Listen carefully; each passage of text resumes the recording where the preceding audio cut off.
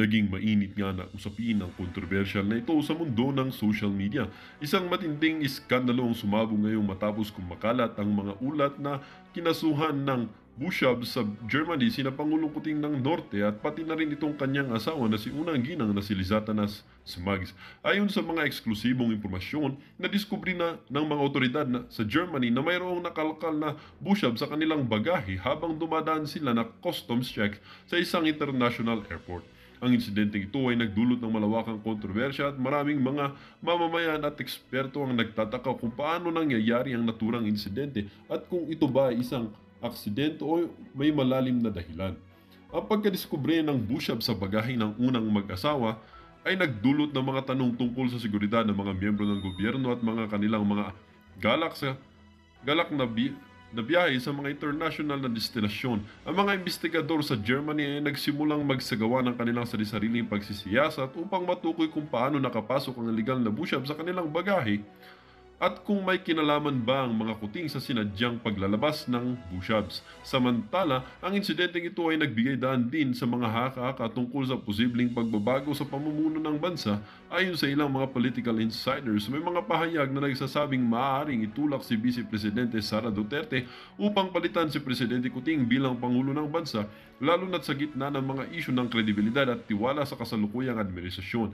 Bagamat wala pang opisyal na pahayag mula sa palasyo o sa mga otoridad, ang mga aliado ni Vice Sara Duterte ay nagsimulang magbigay ng pahayag na nagsasabing siya ay handa na umupo sa posisyon ng Pangulo sakaling magkaroon ng mga pagbabago sa gobyerno. Ang mga akbang na ito ay tila nagsisilbing tugon sa lumalalang tensyon sa politika at nagsusulong ng ideya na si VP Sara ang magiging susunod na lider ng ating bansa. Sa ngayon, patuloy na tinututukan ang kaso ni Presidente Kuting at unang ginang na si Lizatanas Smags sa Germany at ang mga posibleng epekto nito sa political landscape ng Pilipinas.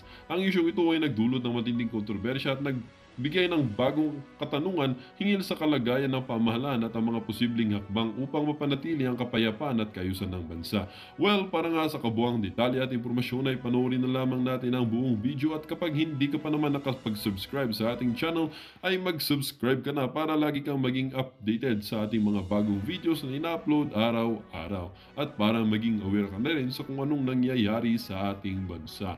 Muli po mga kaibigan, maraming salamat po sa inyong walang sawang pagsuporta and may God continue to protect you and bless you.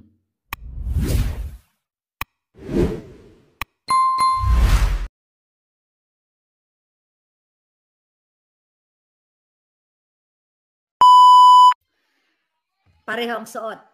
Okay. So, January 8, cut nila ang video putol-putol. Pag ikaw ay taong gobyerno, lalo na presidente ka, hindi ka pwedeng mag-record, okay, ng video na i-reserve mo ang mga video. Ito, January 8, magre-record na ako. Ang dami na lahat ng sasabihin ko. Putol-putulin na lang natin. Then by 9, 10, 11, 12, 13, 14, 13 na dyan sa Pilipinas, doon natin ipi-play. Ibig sabihin, di ba, pangdaraya yan sa lipunan. Kasi isipin ng tao, kasi nag-post sila ng video ni Kuting na nagsasalita patungkol din sa, ano na yan, kapayapaan eklabush na yan. So, isipin ng tao, 4 hours ago niya pinost. So, kung 4 hours ago niya pinost, ibig sabihin, 4 hours ago niya, kumbaga ginawa yung video na yan. Pero the same forma, the same table, the same background, nag-release siya ng video about naman tungkol doon nga sa peace and order, tungkol naman sa pulburon, di ba? Na-vlog natin yan, 4 days ago. So, ginawa nila yung video ng 8. Tapos ngayon, ibang topic naman, pinost nila ngayong 13. 8, 9, 10, 11, 12, 13. That's 5 days ago. So, you have to think. So, I'm thinking na nakarating sa akin ang balita na magpapa-stem cell sila sa Germany. Okay? Hindi lang natin sure kung nakaalis na ba sila 4 hours ago, kasi 4 hours ago pinost, para palabasin sa taong bayan na si Kuting ay nasa Pilipinas lang. Kaya, nag-pre-record sila. So that video sa Presidential Communications ay pre-recorded. So, wala namang problema kung magsisik sila ng medical treatment. 'Di ba? Walang problema 'yun, pero dapat maging tapat sila sa taong bayan. Sabi ni Tyra, trabahong tamad talaga. Okay, stop na natin 'to, stop sharing. Okay? So bakit presidential communication? Ito lang ang tanong ko. Whether kunyari presidential siya o hindi. Bakit kailangan nyo mag-record ng video si Kuting January 8 tapos i-release nyo after 5 days? Okay? Pre-record yan. Pag umalis siya mga yan, depart, huwag tatanggapin ng Pilipino. Okay, so yun yung sana, sabi ni Mars Jacques, sana may mga Pilipino sa Germany na makita sila. Okay, so yun yung tanong ko sa presidential communications at you Filipino people, tama ba yun?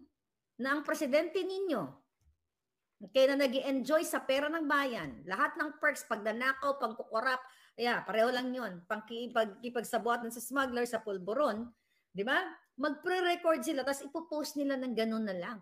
So, hindi natin alam, hindi natin alam na yung, dahil dito, hindi natin alam na yung ibang mga videos nila, na-record na yun. Kasi ang live, pwede mong dayain.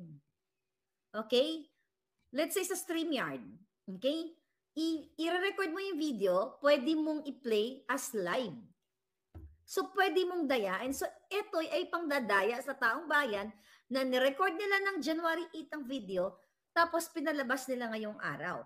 So, anong ibig sabihin nito? Diba? So, yung nakarating sa ating report na sila ay nagpatawas sa Germany dahil sa may nararamdaman na sila. So, ang ibig sabihin, mga palangga,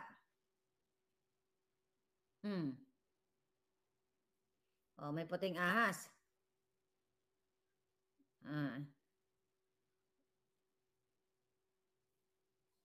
Okay. Ayan, ito.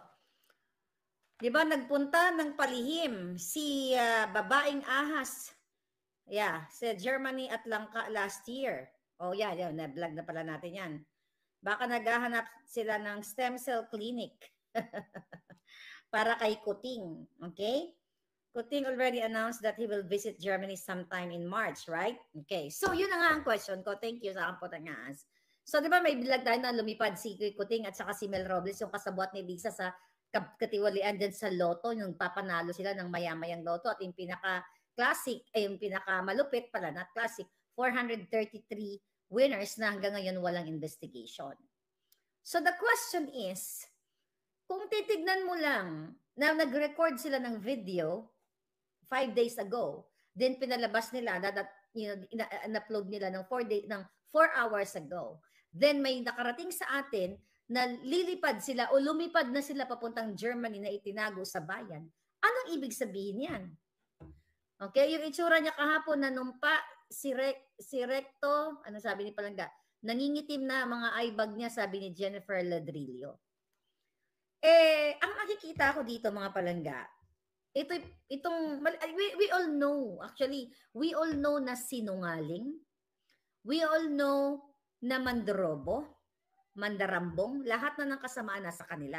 Kasi business partner nga nila ang mga smuggler at ang mga pulboronic at lahat na. Kaya wala ng hustisya ang taong bayan. And the fact na pinapatigil na digital martial law, pinapatahimik na tayo, ngayon mga Palangga, pinapatahimik na tayo sa ating mga social media account like me, di ba? Ginorgor niya yung 2 page ko dito. Talagang ramdam na ramdam ng gobyernong Kuting at ahas ang power ng taong bayan. Kaya naman, sa susunod nating topic, i-close na natin yung pagpapatawas at pagpa-stem cell nila sa Germany. So kayo na yung humusga, bakit may recorded video at pinost ngayon. Baka lumipad na sila. Okay? Ngayon, actually malalaman na kung matitino lang ang mga taong gobyerno. Okay? Matitino lang yung sa immigration. Diba? Or dun sa record ng flights. Diba? Can you do something? May iba magagaling dyan eh. Baka tingnan mo niya kung may lumipad na, kaya hindi natin alam kung anong airlines ang sinakyan nila. Okay? For sure, private yan. Diba? Okay. Stop na, i-close book na muna natin. Pumunta na tayo dito. Ito mainit-init na balita. Hindi pa rin to na ipakita sa media. Title natin, Counterintelligence Pinaalarma. Mga kababayan, totoong napapraning na si Kuting at si Lisa. Tinignan ko to bago ko inulat. Kailangan ninyong malaman. Okay? nag-release, okay, ng memorandum ang Office of Assistant Secretary for Plan and Program ng Department of National Defense. Okay? Ano yung nakalagay sa memorandum? Ano yung subject? Ang sabi sa subject dito, approve reactivation of the AFP Counterintelligence Group. Okay? Provisional. Okay? Provisional. Ngayon, sabi dito, dated January 12 of 2024, yesterday in the Philippines, January 12. Okay, hawak ko yung ito. Hindi ko na ipapakita sa inyo, babasahin ko na lang. Yan, no? Siguro naman, credible naman ang lola niyo. Pakita ko na yung logo para masaya.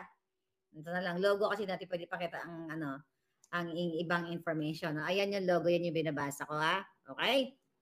Ngayon, sabi dito, transmitted for appropriate action is the memorandum dated 11/2024, signed by the Secretary of National Defense relative to the reactivation of the AFP Counterintelligence Group.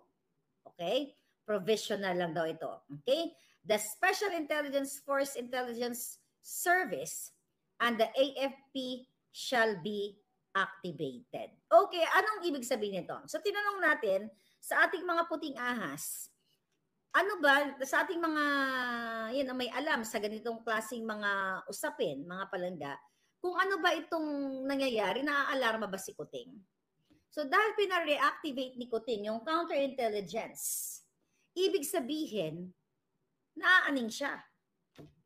Iniisip niya, okay, na maaring, may magdedestabilisa sa kanya. Diba? Ito yung mga tamang naka-Coca-Cola eh. Ito yung tamang nakapulburon kasi pina-reactivate niya at pinalitan niya or temporarily, di ba? Temporary lang ito, pinalitan niya yung mga Special Intelligence Force ng AFP. Okay, maaring, wala siyang tiwala dito sa mga grupo na ito. So, palitan niya ng bagong set na mga tao. Okay? So, again, this memorandum ay galing sa Assistant Secretary for Plans and Program.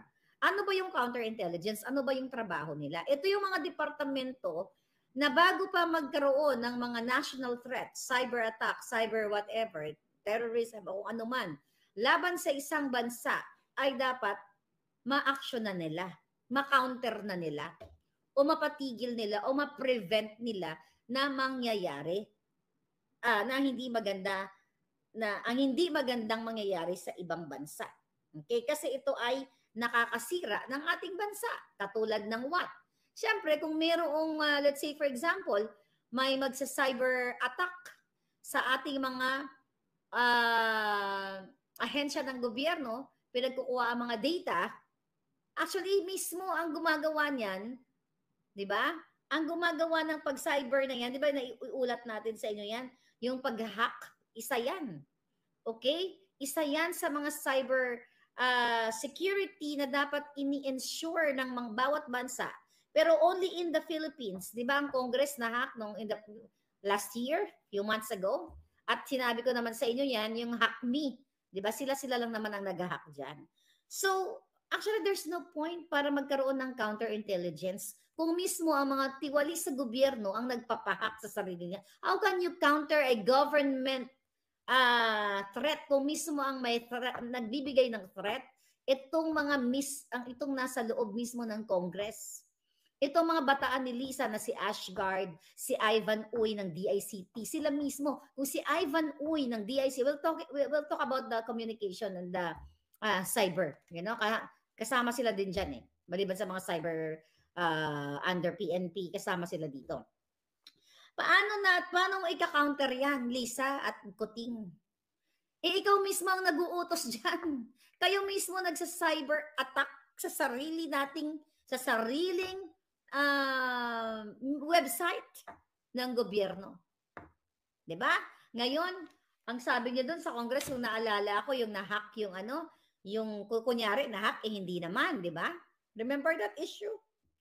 So how can you, Kuting, i-reactivate itong counterintelligence? Wala namang threat coming from the outside. The threat is inside. Sabi nila, secure nila ang pera. Di ba, parang nabanggit yata ni Senator Amy, I think yesterday or the other day, na ang puwersa, na kaguluhan or something na hindi maganda is coming from the inside. So, anong ni-reactivate mo, Lisa? Si Lisa may pauso lahat ng ito. Dahil si Kuting nga, si Marcos Jr., ay sunod-sunuran, walang ang betlog. Paano mo reactivate yan? Sabi ko nga, kayo mismo ang nagbibigay ng threat. Kasi when you talk counterintelligence, ika-counter mo ang kung mayroong mga terorismo magaganap. Dapat ma-prevent yun. Paano niya ika-counter yan na mismo si Amit Chandiramani na may mga nahulihan ng mga pampasabog at kung ano pang mga kalibreng barel at mga pampajarbog na mga palangga, pinalaya ninyo, ito yan. Ayan, non-bailable yan. Paulit-ulit ko yan. Ayan, hinuli yan mga palangga. Inulat ko na yan sa inyo. Hanapin nyo na lang. Ayan siya. Okay? Paano nyo, how come na pina-reactivate ni Kuting ang counterintelligence against, kasama kasi ito against sa pagtiti ng ating bayan, kung mismo pinalaya nyo ang mga taong sangkot sa nagugurgur. May mga high-powered, pang bratatatatat. You know what I mean, right? Oh, so walang kwenta tong counterintelligence. So mga bitter intelligence ito.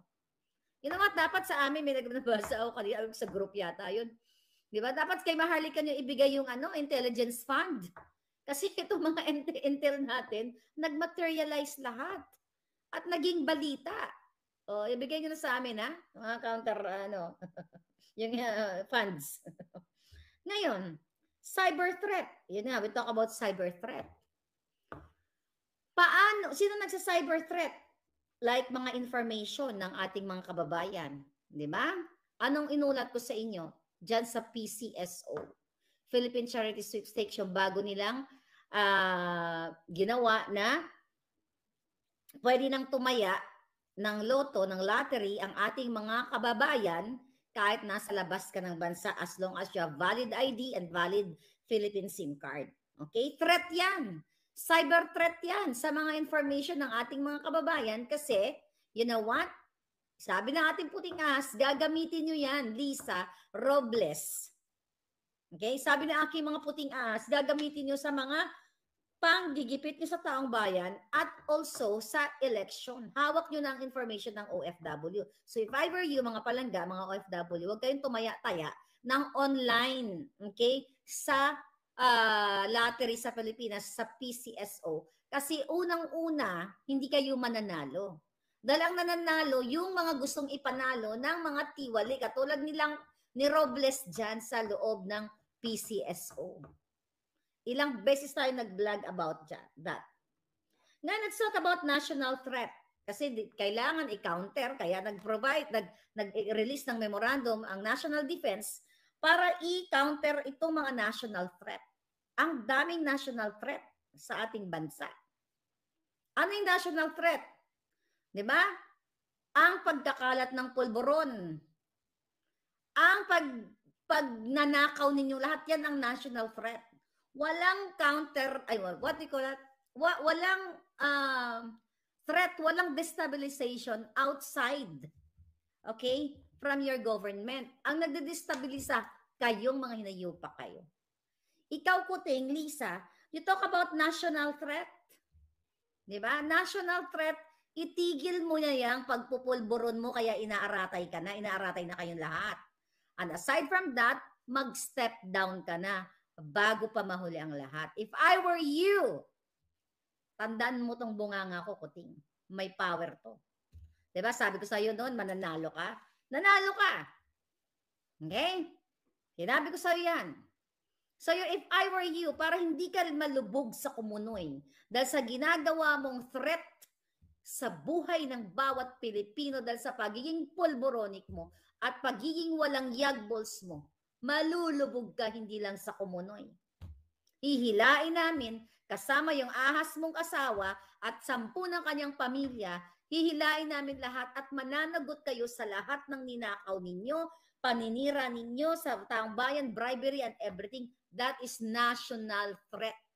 Dahil sa pagnanakaw ninyo, ang bawat tao, bawat individual sa Pilipinas, dineprive ninyo ang karapatan nilang makakain ng tama. Dineprive ninyo ang kalayaan nila o karapatan nilang magkaroon ng trabaho. Dineprive ninyo ang kalayaan ng mga kababayan natin na makagalaw sa isang lipunan na free of pulburon. Kayo ang national threat. Kaya yung counter intelligence na yan, na pinareactivate mo, isang kapraningan yan. Kung meron, kung 100% na ang mga militar, ang AFP, ay nakikita ang isang gobyerno, ang isang administrasyon, na tama ang ginagawa mo, there's no reason para ka maaning. Di ba? Ba't ka naaning? May pa-counter ka pa, di ba? Oh. Budget 2024, nakuha na nila yung buong Philippine Airlines? I don't think, ano palaga, ano yun? So ngayon, mga kababayan, tignan natin to. Okay? Ang threat sa bawat Pilipino na pinapamalas ninyo, especially sa aming, not only sa mga vloggers, dito sa mga netizens na nanonood, yung pag-suppress nyo sa amin, yung pag-suppress, pag-oppress, pagpapatahimik, pananakot ni Acorda, yan ang national threat. Threat, pananakot sa mamamayang Pilipino katulad ni General Macanas. Yan. Okay? Kayo ang problema. Napapraning ka na, Marcos Jr., at ikaw, Lisa Ahas, Araneta Marx, nabubuang na kayo. Yan ang epekto ng alak, yung mga illegal substance, yung illegal substance, pulboroni. Okay? Kaya ganyan ang utak ninyo, tamang hinala. Diba? So ngayon, mga kababayan, ano pa dito? Nga. Tamang hinala na hanggang ngayon, si Lisa Smugs ay pinaghinalaan niya yung mga tao niya sa ahensya. Katulad na lamang ng Presidential Communications sa Office of the President, pinaghinalaan niya lahat. Kung wala kayong tiwala sa mga taong nakapaligid sa inyo dahil pinagbibintangan mong babaeng ahas, ay mabuti pang umalis na kayo sa pwesto. Total, marami na kayong nanakaw, marami na kayong nakamkam. Pero hindi namin kayo titigil. I know, pag dumating ang panahon na matanggal na namin kayo, mabuhat na namin kayo ng bonggang-bongga, pagbabayaran nyo lahat ang pangangamkam ninyo sa taong bayan. Ngayon, AFP, DND, okay? National Defense. Anong kinaalarma ng boss ninyo? Well, what do you expect? Remember, mag-vlog natin na binastos ni Kuting ang mga general nung pumunta sa Malacanang na nagpatawag siya ng conference. Di ba? Pero hindi niya hinarap. Sa halip, binigyan niya ng sobre. Dinimoralize mo. Ginawa mong timawa itong mga matataas na general na nag-aral, naglingkod ang iba sa kanila. Walang iba doon, mga paborito mo daw. Okay? So bakit ganito ang gobyerno natin non-stop? Remember, since I started kuda-kuda, coming from my puting ahas, last week of January of 2022, eto na tuloy-tuloy na. Kung itong lahat ng mga sinabi natin, yung mga in-expose natin, papalitan si ganito, tatanggalin si ganito, eto ang nangyari, ay hindi totoo, I don't think na the 4,600 viewers right now will listen to me. At I don't think na Lisa Ahas at Kuting ng Norte, lahat kayo mga ginayupa kayo, ipapat-take down ninyo ang Facebook page ko. Kahit binolja ko si Noynoy nung panahon niya, si Pangulong Duterte nung panahon niya, never ever, mas malupit ang mura ko kay Noynoy. Hindi makain, naalala niyo yun, palangga. Pero hindi naman na-take down ng aking page. Pero sa panahon ng taong sinuportahan ko katulad ni Kuting, hindi nila kayang katotohanan. So, pina-take down ang Facebook page ko para manahimik ako at para hindi nyo na po ako makipakinggan. Pero sabi ko nga, ang boses ng katotohanan parang tubig yan sa falls. Naharangan mo man, okay, Harangan mo man siya ng bonggang-bongga, lalabas at lalabas siya. Ngayon, ano ko sa'yo, Kuting, bakit mo na-reactivate ang counterintelligence? At sabi ko nga sa inyo, hindi pa yan lumalabas sa media. Unless kung may nabasa ba kayo? Kasi ako hinanap ko. Bakit ang mga media ayaw ibalita? Okay? Bakit ayaw ibalita ang mga importanteng bagay na nangyayari sa atin, sa gobyerno? Kasi ibig sabihin, kiskipay yan.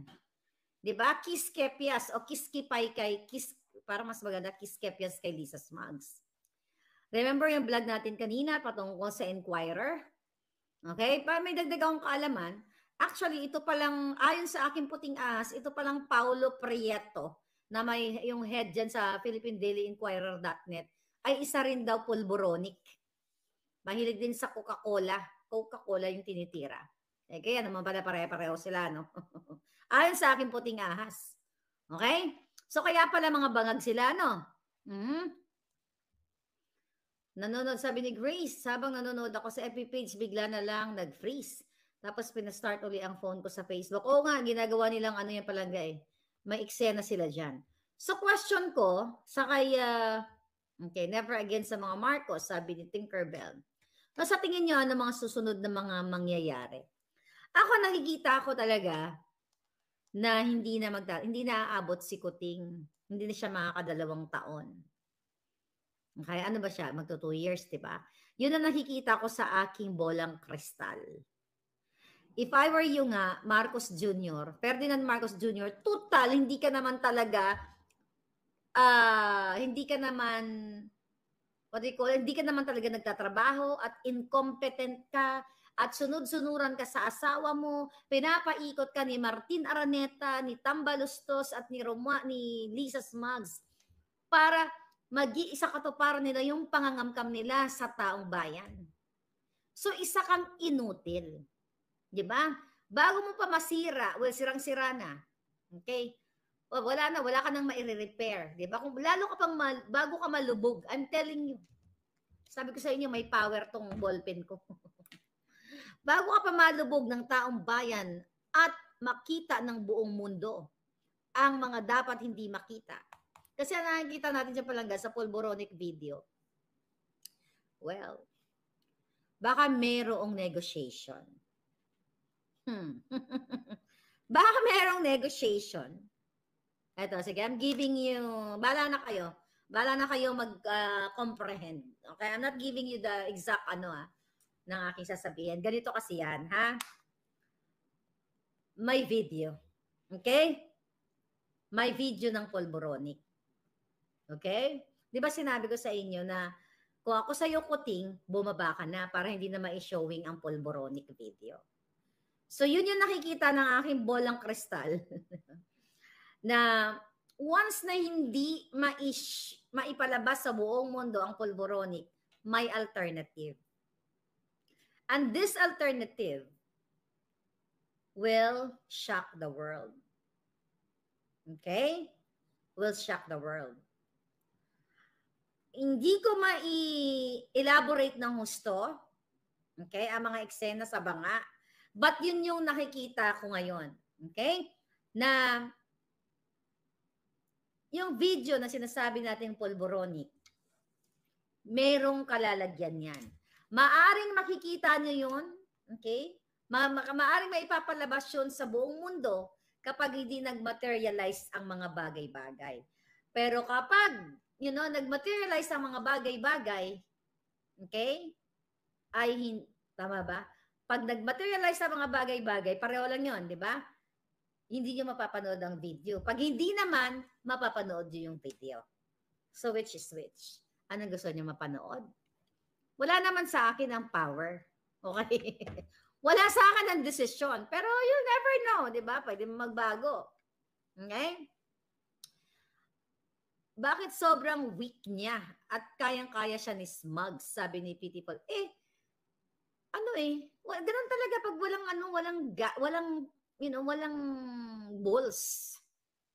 Okay? Nakita niyo naman dun sa pelikula ni Direk Daryl Yap, yung Made in Malacanang, mismo ang kanyang kapatid, si Senator Amy Marcos, ang nagsabi doon, di ba, na mahina si Kuting, Nagsuot lang siya ng uniforming pang sundalo during the time na pinaalis sila papuntang in-exile sila papuntang Hawaii, di ba? Nagsuot siya ng sundalong outfit para palabasin na siya ay matapang. Pero ang totoo, hindi naman pala. Takot nga, nadujumbag nga ni Lisa Ahas sa loob ng eroplano, di ba? Sinabi ko na sa inyo, based sa ating puting ahas, binato pa nga siya ng folder, natamaan siya sa ulo, di ba? Anong expect mo? Sinisigaw-sigawan mismo. Kung natatandaan niyo, I think first quarter of the year, during the meeting, nandoon pa si si Sinaida Angping, okay, sa PMS, okay? Nandoon pa si Sinaida Angping nung sinigaw-sigawan ni Lisa si Marcos Jr. at naririnig ng mga tao. So, itong klaseng governance ng isang polboronic na kayang sigaw-sigawan ng asawa at kayang jombagin ni Lisa, si Kuting sa harap ng mga PSG, he has to go. Kung hindi niya kayang tumayo ni Kuting at kaya na lang siyang saktan ng kanyang asawa, nang ganun-ganun na lang. Dapat nga sabi ko, pinasasa na siya ng PSG. Kasi sinasaktan mo ang presidenteng Kuting. So, ibig sabihin, Bongbong Marcos Jr. o Ferdinand Marcos Jr. never ever na magiging leader o maging leader ng Pilipinas dahil sa ganitong qualities na wala siyang bayag at sunod-sunuran siya sa kanyang asawa. At the fact na hindi siya nagpapatakbo sa bayan natin, sa Pilipinas kung mahal, okay, Pilipinas nating mahal, ay dapat umalis na siya sa pwesto. Hindi lang ang pamilya niya, okay, yung Marcos family niya, minus the Araneta, yung silang magkakapatid. Okay? Basta yung Marcos, mga dugo ng Marcos. Hindi lang yun ang kanyang ipinapahiya. Ngunit ang buong Pilipinas. And I hope, Senator Amy, dahil nga yun po, ito ko sinasabi, na nakikita, alam naman ni Senator Amy yung kababuyan ng ginagawa ni Lisa at ng kanyang kapatid, alam niya yan. So, bibigyan na ba natin siya ng taning? Binigyan ko na siya ng taning, di ba? December 31. Pero mainit-init ang mga susunod na hakbang o pangyayari sa politika. With this counterintelligence reactivation ng DND, mga palangga, I don't think natatagal na si Kuting. Kasi tamang hinala ka na eh. Kung wala ka na sa kaisipan mo, tamang kaisipan, lahat pinagdududahan mo, you must go. Kasi kung maayos ang panunungkulan ni Kuting, kung hindi sila nakipag-business partner kay Michael Ma, kung hindi nila isinasama si Michael Ma, okay, na pinangalan ng smuggler dyan sa Congress, mga palangga, at isinasama pa nila sa kanila mga trip, mga kababayan, ibig sabihin, maayos sana ang Pilipinas. Kaso nakikita nyo na, ito muna, kung hindi lumalabas itong mga balita mula dito sa ating channel, na mismo ang mga polboronic manufacturer o mga nahuli na ay nakikipagsabuatan sila, hindi dapat magkakaganito ang bayan. Kaso sunod-sunod, ayan, Michael Ma, Martin Araneta, ayan, mga undersecretaries ni Kuting, kakasabwat ng kapatid niya, kasabwat ni Lisa, ayan, magkakasama sila. Ano yan? Yan po ay national threat at national sabotahe yan sa ating ekonomiya at sabotahe sa ating lahat. And also, yung vlog natin, si Ana Corda ng PNP Chief, na protector din ng polboronic ayon sa ating puting ahas, mga kababayan. So, anong klaseng government meron ng Pilipinas? Di malalang gobyerno. Di ba? Walang presidenteng, yung presidente niya, not only weak, kundi polboronic talaga. So, anong action gagawin ng mamamayan? Kailangan nyo nang buhatin yan. And the fact na now, the issue dyan sa people initiative na yan, na instead of people will decide, pero kinu-coerce na lang, pinipilit nila yung taong bayan, binabribe nila para pumirma, para sa kagustuhan nilang magkaroon ng charter change.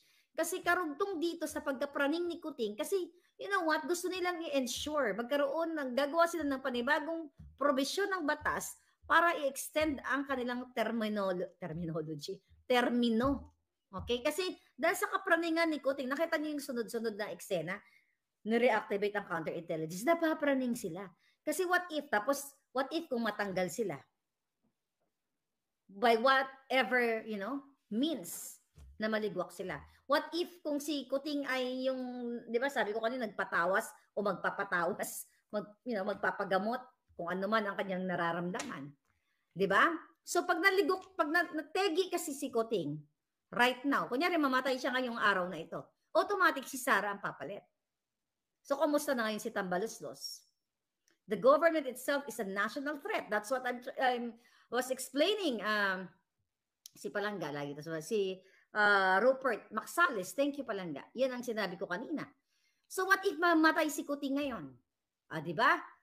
Mabubuang si Lisa Smugs. Lahat ng ini-enjoy nilang pagnanakaw, definitely sususugin niya ni Inday Sara. So dahil kaya minamadali yung mga people initiative na yan, charter change, and meron pa silang pinalabas na ads, actually kasi send lang sa akin. Kung saan ini-educate nila kunyari yung taong bayan, ito meron silang ads, okay? Ayan, sinend sa akin.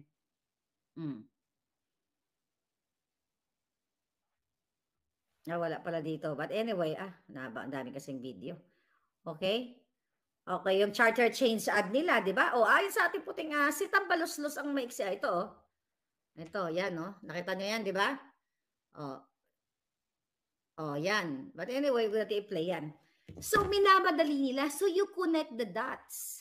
Minamadali ang charter change, which is hindi naman illegal, pero yung illegal, yung unconstitutional, yung pagbabribe sa mga kongresista.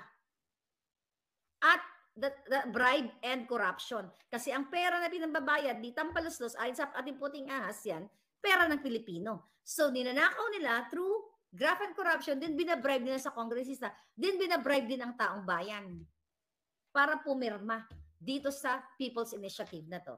And again, this is not People's Initiative kasi it's from the word People's Initiative, dapat taong bayan. Pero bakit kailangan bayaran nila, suhulan nila? Di ba? Bakit, sa pilitan? So this is not People's Initiative, kundi Tambaluslos Initiative and Ahas Initiative. Kasi, kung pagdugtungin natin, na may nakarating sa atin na pupunta sila sa Germany at magpapagamot kung ano man ang karamdaman ni Kuting, at pinupush now, minamadali ang charter change, show nga ka na lang kung hindi mo mag-gets.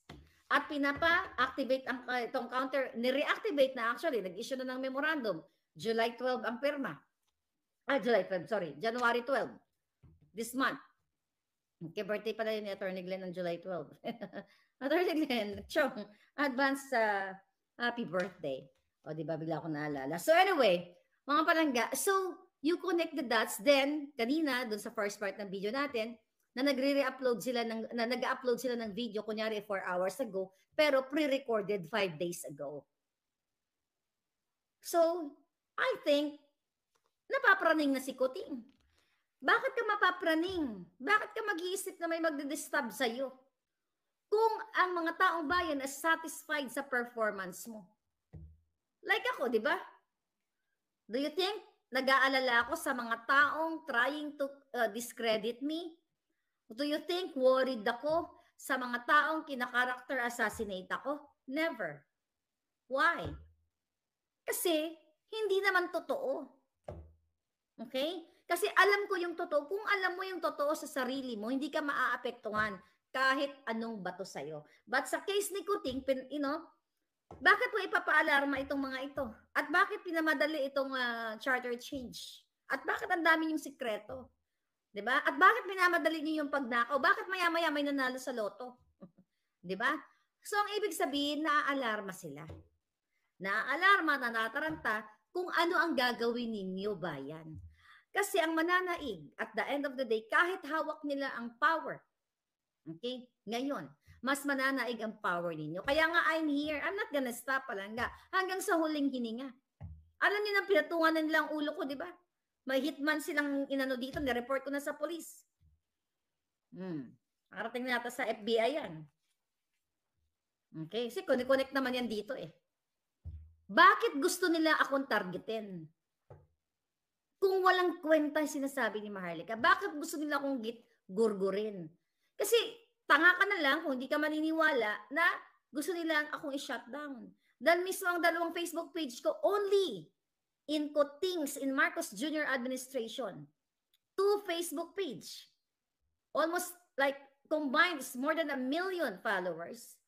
But hindi yun ang, kahit tinake down nila, hindi yun nakapanghina sa akin. Dahil I know for a fact na ang sinasabi ng mga puting ahas natin dito ay may katotohanan. With all the documents, evidence na pinakita ko sa inyo sa mga nakaraang vlog ko, ngayon nasa inyo yan mga kapalangga. Tanongin niyo sarili niyo, sino ang nasa tama dito?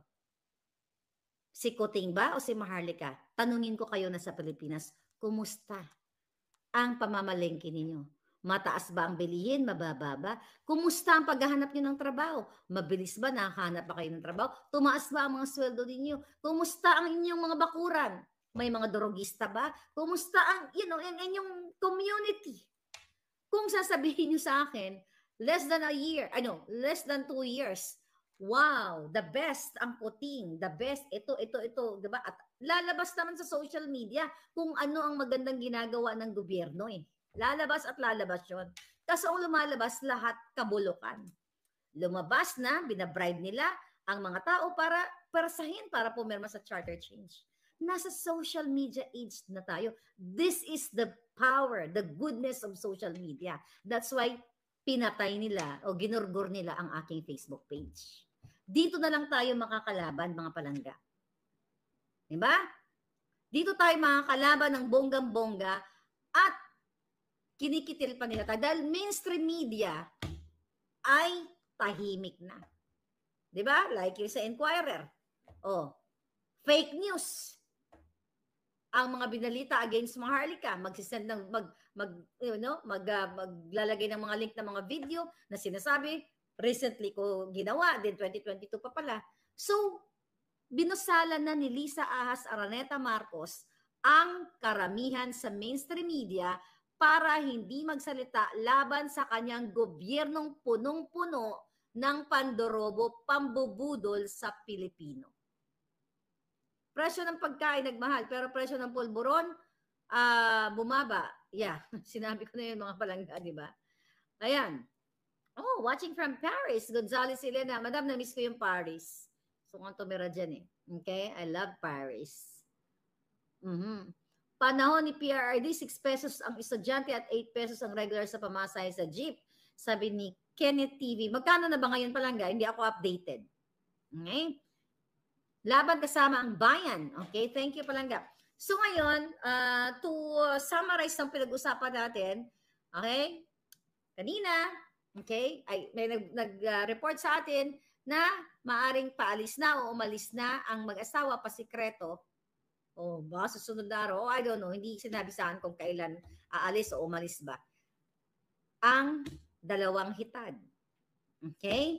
At ang pag-reactivate ng counterintelligence kasi napapraning na sila dahil kamalapit nyo na silang buhatin. Wala namang destabilization, sila lang naman naggawa-gawa niyan eh.